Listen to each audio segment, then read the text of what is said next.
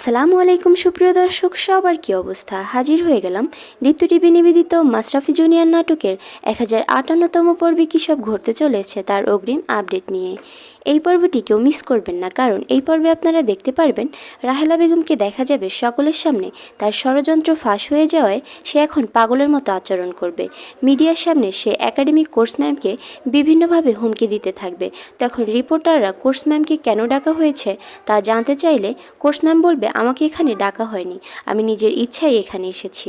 আপনারা যাকে মনি আক্তার বা মাশরাফি জুনিয়র নামে চেনেন, সে শুধু আমাকে তার কোর্সই না, তার শিক্ষক মনে করে এবং সেভাবেই সম্মান এবং শ্রদ্ধা করে।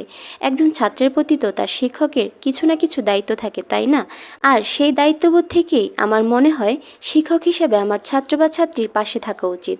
তখন রিপোর্টাররা মনির অভিযোগ সত্য কিনা তা জানতে চাইলে কোর্স বলবে, অবশ্যই সত্য। ডোপ টেস্টের ষড়যন্ত্র করে মনিকে ফাঁসানো হয়েছে। এর সব কিছু করেছে প্রধান নির্বাচক রাহেলা বেগম। একথা শুনে রাহেলা বেগমকে দেখা যাবে সে সেখান থেকে চলে যাবে। ওইদিকে দিলারা বেগমকে দেখা যাবে দাদা ভাইয়ের টাকমাথা ঢাকার জন্য পরচুলা লাগানোর জন্য তাকে ফোন দিবে। ঠিক তখনই সেখানে মনি চলে আসবে, কিন্তু মনি কিছুই শুনতে পারবে না। মনিকে দেখা যাবে সে গ্রামে যেতে চাইলে দিলারা বেগম বলবে, আয়ান যাবে না তোর সাথে? তখন মনি বলবে, না দাদি যান, আয়ান যাবে না। আসলে ওর সাথে কিছুদিন ধরে আমার সম্পর্কটা ভালো যাচ্ছে না, তাই আমি চাই কিছুদিন ও ওর মতোই থাকুক। আমি ওর চোখের আড়াল হলেই দেখবেন সম্পর্কটা আবার আগের মতো হয়ে যাবে। তখন দিলারা বেগম মনে মনে ভাববে, এটাই সুযোগ। মনি না থাকায় এই সুযোগে রুনাকে ইচ্ছামতো শায়েস্তা করা যাবে।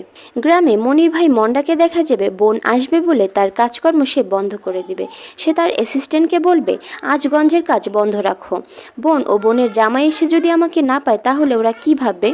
আর অন্যদিকে আপনারা দেখতে পারবেন বুসরা ও জালাল চৌধুরী মিটিংয়ে থাকাকালীন আয়ান এসে জালাল চৌধুরীর সাথে অফিসের ইম্পর্টেন্ট একটা বিষয় নিয়ে কথা বলতে চাইলে জালাল চৌধুরী তাকে বলবে, এখন আমি বিজি আছি, তুমি পরে এসো। তখন আয়ানের মুখে গ্রিন হাউস টেক্সটাইল গ্রুপের কথা শুনে জালাল চৌধুরী বলবে, তুমি এই কোম্পানির নাম জানলে কি করে?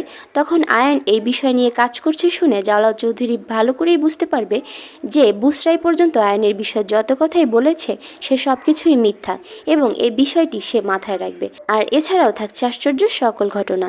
সুতরাং সবাইকে মাশরাফি জুনিয়র নাটকের আগামী পর্ব দেখার আমন্ত্রণ রইল।